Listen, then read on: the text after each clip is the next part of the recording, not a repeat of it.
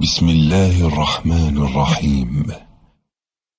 عم يتساءلون عن النبأ العظيم الذي هم فيه مختلفون كلا سيعلمون ثم كلا سيعلمون ألم نجعل الأرض مهادا والجبال أوتادا وخلقناكم أزواجا وجعلنا نومكم سباتا وجعلنا الليل لباسا وجعلنا النهار معاشا وبنينا فوقكم سبعا شدادا وجعلنا سراجا وهاجا وأنزلنا من المعصرات ماء ثجاجا لنخرج به حبا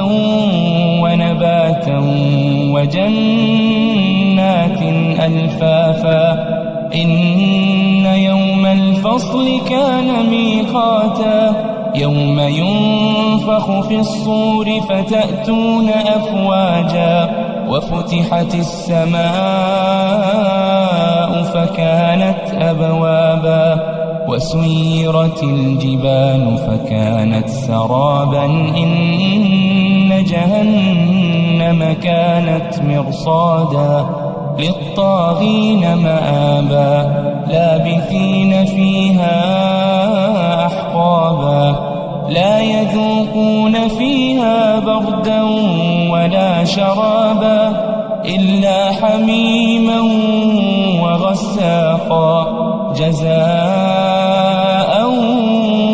وفاقا إنهم كانوا لا يرجون حسابا وكذبوا بآياتنا كذابا وكل شيء أحصيناه كتابا فذوقوا فلن نزيدكم إلا عذابا إن للمتقين مفازا حدائق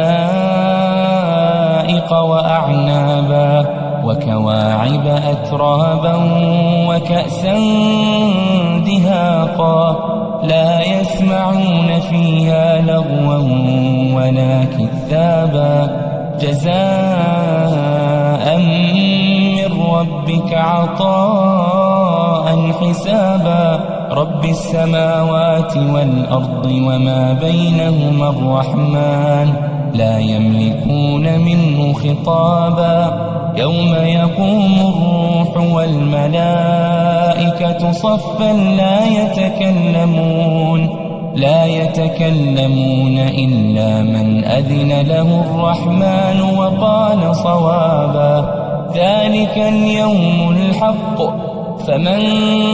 شاء اتخذ إلى ربه مآبا إنا أنذرناكم عذابا قريبا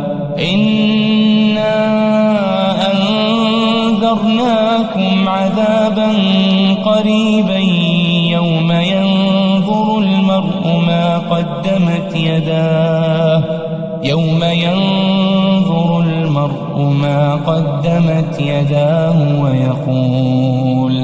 ويقول الكافر يا ليتني كنت ترابا.